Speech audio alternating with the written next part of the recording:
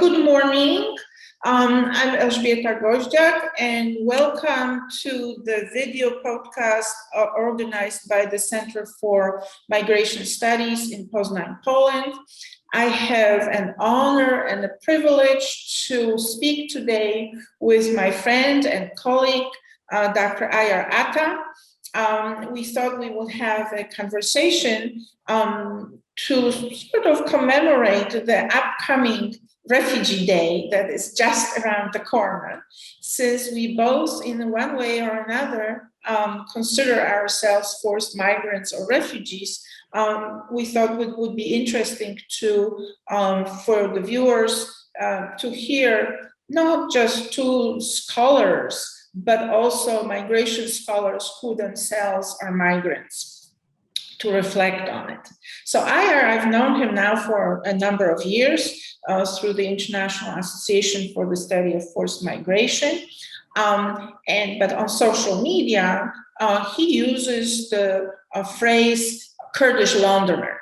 So I want to start with that. Ayar, could you reflect on why you've chosen to use that, and what does that signify, that sort of thing? So maybe that's where we begin.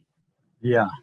Well, good morning. Thank you very much. Likewise, really, I'm really honored talking with you, Elżbieta, and obviously a colleague, a friend, and let's have this conversation, obviously, as you said, between two people studied forced migration, think about it, and also done it. So from lived experiences that we talk about these. Yeah, I think your question makes me right to go to the top of the mountain in Villars first, rather than climb down, because Kurdish Londoner for me is just the ultimate homemaking, home building, and belonging for someone like me and my generation who arrived in London as a refugee in the 1990s. And therefore, really, the term is the articulation of emplacement, belonging, wanting to be counted, and wanting to be equal in London. I can refer to, for example, the same phrase that used by Mayor of London, Sadiq Khan, refer to London as a whole, and then minorities and others. For example, he also mentioned Kurdish Londoners. And Kurds, by and large, liked it, which means we belong, and we finally made it to the map of London of all migrants. So his language seems to be very inclusive, right? Which is always a pleasure to hear a policymaker talk about us as part of the place that they govern. Correct. I think that's also part of a struggle that probably Black people started maybe 100 years ago, really, for equality, and Black mothers specifically that I read about, wanting to be counted. And then I think the struggle then, people from Asia, Pakistani and others, I think Kurds are newcomers. We settled in London, probably started from the beginning of 1990s. And therefore, that's the influence from grassroots, from communities for equality and recognition. So we join that fight for equality and benefit from it. Mm-hmm. That sounds really an interesting political process, right? How we not only work through action, but also work through words, and how important words are to be, inclusive. So is London home? Well, that's a good question. If you ask me as an individual, I think I would probably say after 25 years or so living and working in London, the answer is yes, I am. And I'm really glad to say that on behalf of my own children born in London, without me obviously telling them how they feel or what to say, but they also contributed indirectly and directly to my research on Kurdish diaspora identity and integration in London. Both of them, for example, closer to my heart, and I know them since born in a hospital in London. Now they feel belong to London, and that's for me is positive. And I'm talking about London specifically. We're not talking about Britain or being British. I can understand that part. I don't think I am ready.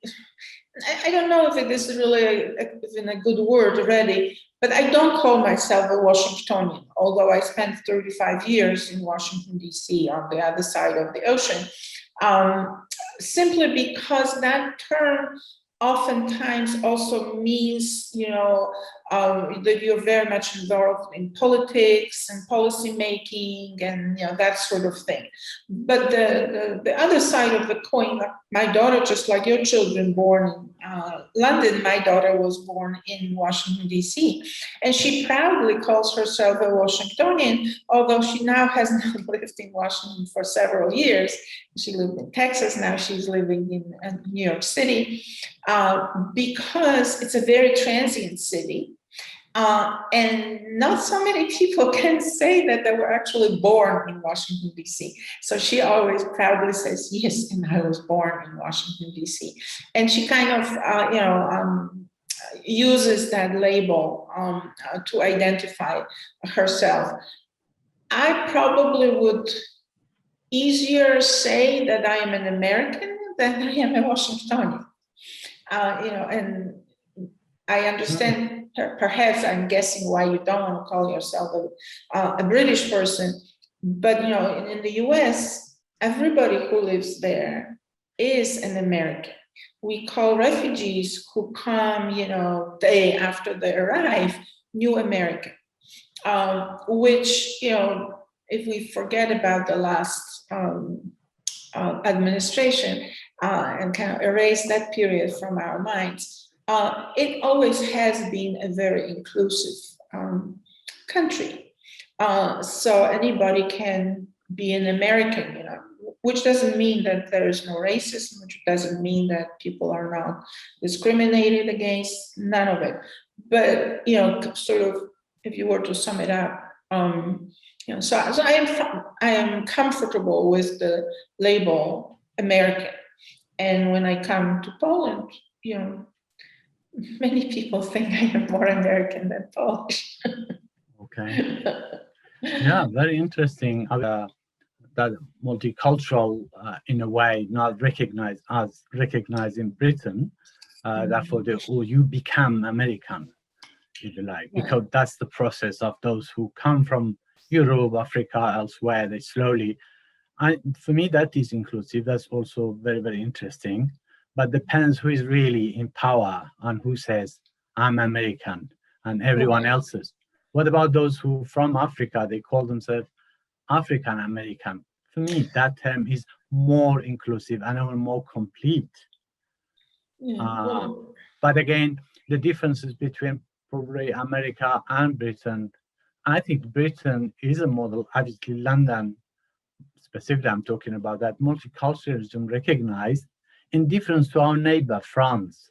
That again, they have similar integration as I am French, if you like, full stop. And I think when I compare literature and our lived experiences of those who live there, Maruf, for example, studied identity in France, they say it doesn't really matter how many times the people ask me, I am French and I am also Algerian. The same goes to me. I am Kurdish, Iranian, if you like, and a British subject. But really, because I lived in London, I feel London is so inclusive and cosmopolitan in a way, is a mini world. They made me feel that I belong or I can call myself a Londoner. Exactly. I think the place, in anthropology, in my field, place is so important that you can't really generalize anything virtually without referring to a particular context. And the geographic place is one of those elements of that context. So, it depends. But when you came, did you have a strong identity as a refugee or a forced migrant or who? Yes, I think for me, yes, I definitely, I don't use it as a label, but as an experience. When I was young, I lived in refugee camps alongside Iran-Iraq border with probably 10,000 more Iranians. At the time, we trapped on that border for 3 or 4 years. And before, through UNHCR, we managed to escape that conflict zone, that war zone. And of course, that it stays with me. That's part of my identity. And being part, if you like, living in limbo, living in waiting, wanting to return, if possible, from refugee camp or to be rescued. But then the latter happened, that obviously through UNHCR, I managed to make it to Europe. And therefore, that is my journey that I see as definitely clearly refugee, because that's the status that I received when I settled in Sweden first, and then I came to London obviously to study. But still, that's the ongoing journey that I settled, and now I am a Londoner. Depends on the day. On Mondays, I might be a refugee. On Tuesdays, I might be an undocumented migrant. I think, these kind of identities, to be a little more serious about it, oftentimes we live in these liminal spaces, right? And we assume these multiple identities because it's not like, a person is just one thing. We're so many, things. And you asked me in an email, whether when I was leaving, whether I was considering myself a refugee or what. I left for the same reasons that refugees leave, but my white privilege, being from Europe and also having family members in the United States, made the journey a little less refugee-like.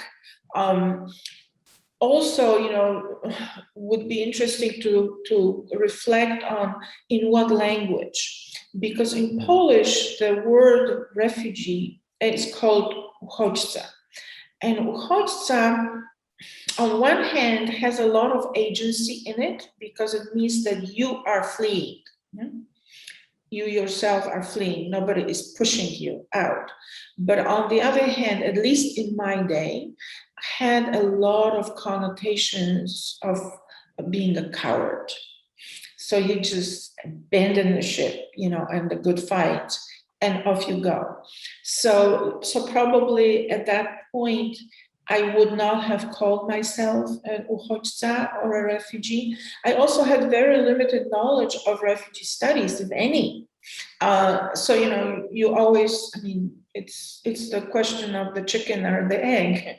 What was first, the experience or the frameworks, right? So at that time, I had the experience, but I didn't have the framework to kind of put myself to put myself. I would just say, the political situation was getting really bad. I left after martial law, so not at the height of the bad circumstances, but it was getting worse and worse for young scholars and professors.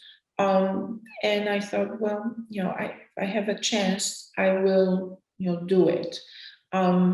And that's how I found myself on the other side of the ocean. But also because I came on a tourist visa. At some point, the visa expired. Of course, I was what we call in migration studies a visa overstayer. So I became an undocumented migrant for several years before, I got a green card and all. But that kind of, I think those kind of experiences and coming in and out of a status, if you will, immigration status, is also something that defines me. So in my research, I can now say, to a refugee woman, I too was a refugee woman, or I too was undocumented. And then obviously, that kind of a positionality helps enormously in research. I am not going to hide that.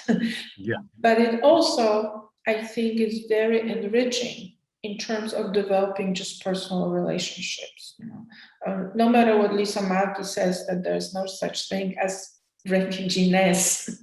I'm not so sure if there aren't some similarities and circumstances that, you know, sort of unite us rather than divide us. True. Yeah, I agree. I think you described it perfectly well. I understand, obviously, if you're not a voluntary migrant on visa as a skilled worker going from uh, A to B, then the rest is up to negotiation, whether forced migrant or refugee.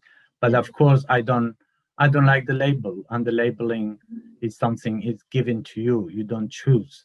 But if you choose your journey, you decide to leave, it's not safe for you after a fight, or a human instinct that if it's fighting or fire around you, you want to leave, and that is human agency.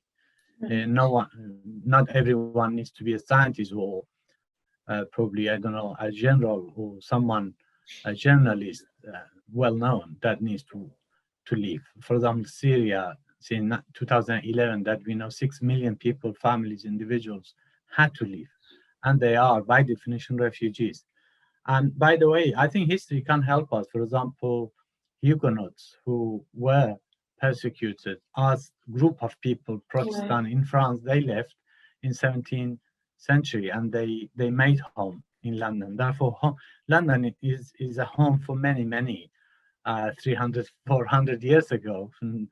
And of course, and then pilgrim fathers from England, they made it again because religious reasons. They made it to America and they made New England, if you like. So the history can help us to understand the human movement, both forced and also voluntary.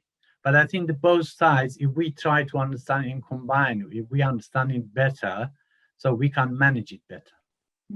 I think you put the finger on the pulse, you know, that history is so important and that we oftentimes forget those historical antecedents.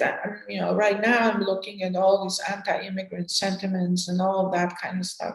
And I'm thinking, oh my God, people, you have forgotten when you were refugees, you know. And so in my homeland, in Poland, I mean, people were refugees, people were fleeing, people were labor migrants, people were all sorts of things, and were being welcomed in many parts of the world, you know. And so with all this anti-Muslim sentiment right now, I mean, I am reminded of World War II and the 42,000 Poles who were accepted in Iran. I mean, give me a break. And as a majority Muslim country, and somehow the fact that they were Catholic did not matter, right? It mattered that they were humans and that they needed help. And somehow that makes me very sad that people are forgetting that. You know, Hungary is the same. Hungary, you know, Hungarians are forgetting how they were fleeing or were being airlifted in '56 to the US, for example, and other places, right? Okay. So, I mean, we shouldn't forget that. Long time ago, I had a student in my class who was deaf, and she used the phrase that we are all tabs. And I was thinking, what does a tab mean? And she said, temporarily abled bodies, because at some point we will all become disabled, maybe because of old age, maybe because of some illness. And I think in migration, we also need to be thinking that, well, maybe this is a temporary state, right? Maybe, who knows what's going to happen? I mean, I don't think I was predicting a pandemic to happen in my lifetime. I don't think so. Yeah. I mean, Yeah. I'm very well aware of the 1918 flu pandemic, but I never expected that I was going to live through a pandemic, and here we are. Right? Yeah, true. Yeah, I think earlier I want to pick up the how you describe identity as plural, multiple, rather than singular and fixed forever. And that's what migration does to you and has done to me. Definitely, if I use, I think I many talks recently, refer to Michelle Obama's definition of becoming, that not only achieving, arriving, and achieving certain aims and being successful is about evolution, if you like, in you. And you feel you know more, you are better, you're more tolerant, you understand, you want to understand more. Therefore, you feel you are a better person. I definitely see myself at that evolution since I started university and completed at SOAS in 1997, and now working both as volunteer and paid as a professional, and then being in meeting, talking seriously with policymakers, sometimes chatting over coffee with someone else's who came from Poland, from Hungary, a student from Germany. So I've seen the world in London, and that helped me to the mainstream BME, as we call it, Black and Asian ethnic minorities and refugees. That is more inclusive, and that is what Don't Walk Alone, the theme of Refugee Week this week and this month, means for me, that we all humans, we don't have to walk alone, feel alone, and then we make or remake London and Poznan and New York and other places as we have done. We hopefully together, putting similarity together, we make it better and more inclusive for all newcomers. Exactly. And I think the term belonging is also a two-sided. I'm reminded of a huge study in the early 1980s that the Ford Foundation sponsored. And there were many products out of that study. Many people did their dissertation on that study. But there was also a movie, a video produced. And the title of the video was America Becoming. Not becoming American, but America becoming, very different, although it's always been very diverse, but, very different for the first time. People in small towns and, rural areas seeing migrants and refugees and whatnot, that maybe their great grandparents saw that migration, but they haven't.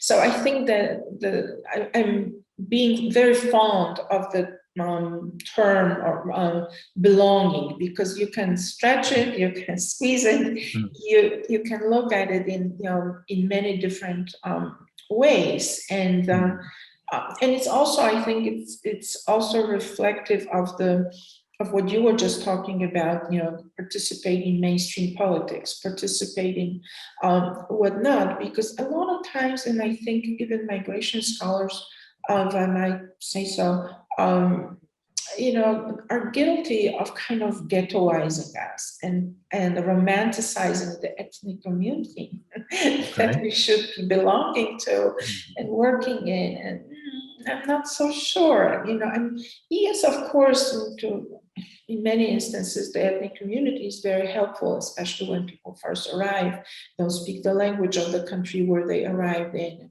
all of that. But in the long run, I think it's more limiting than enriching, right? And you were talking about London being the place to be seen, to be active, and that sort of thing. So I'm not, I'm not so sure that glamorizing the ethnic community is really all that helpful, in the long run. The same way, I mean, you of course, are in this somewhat different boat as a Kurd than I am. I have a country that I am right in it, my homeland, in my hometown as we speak. But it's also a lot of, romanticization of return. And yes, all sorts of migrants and refugees, when we first arrive somewhere, we always think that we're going to go back when things improve. Well, but is it possible to go back?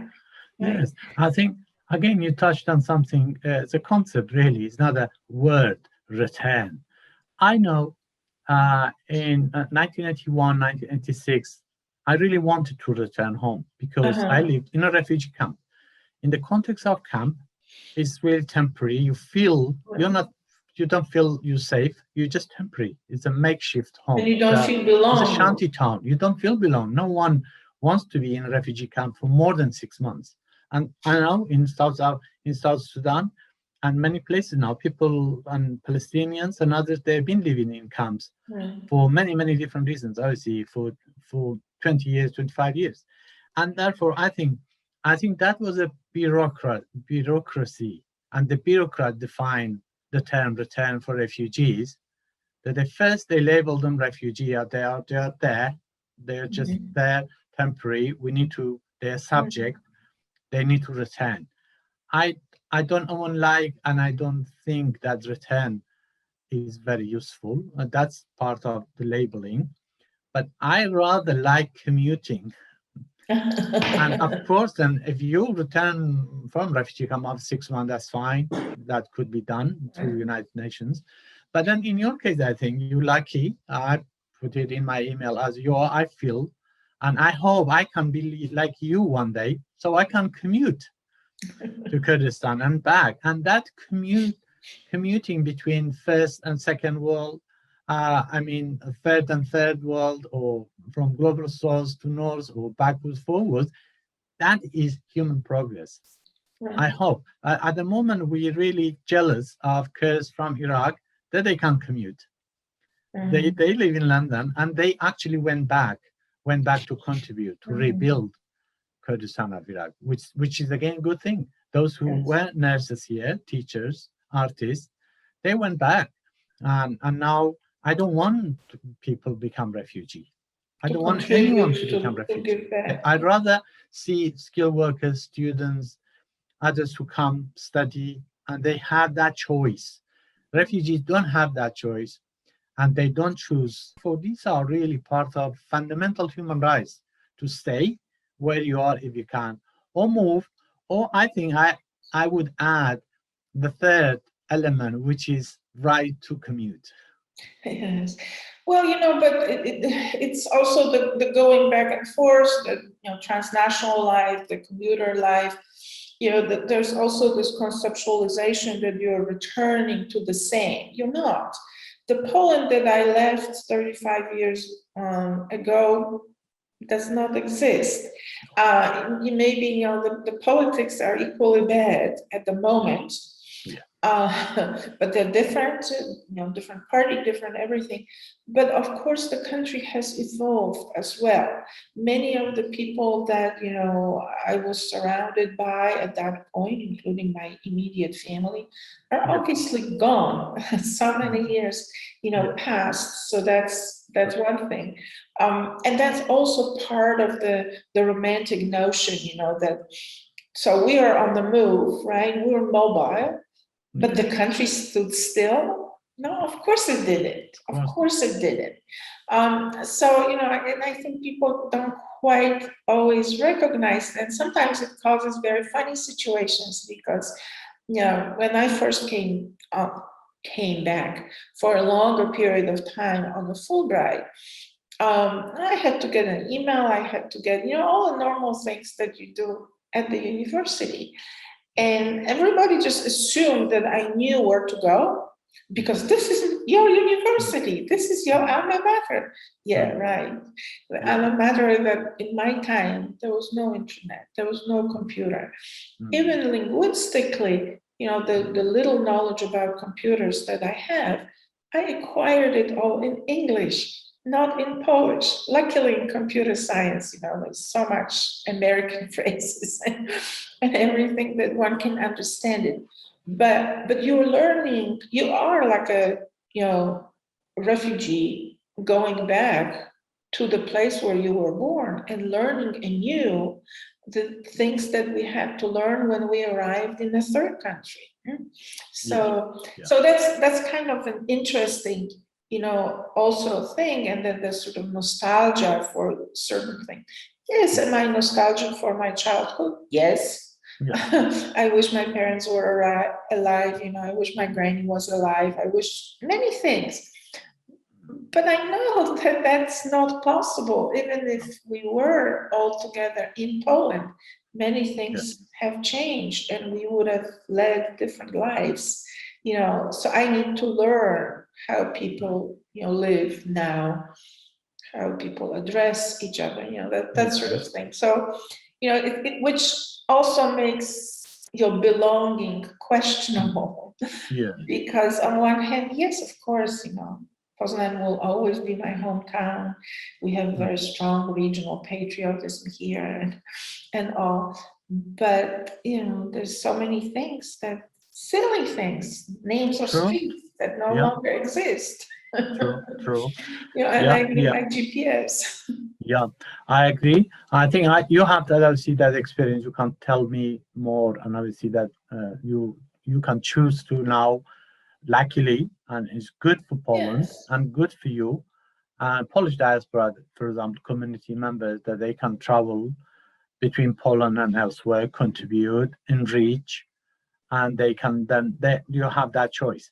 I wish that could be the case for many, many, including, for example, for Kurds, for Iranians, for others who could then one day travel um, with no problem, or at least was their choice, decision to live in one country or the other.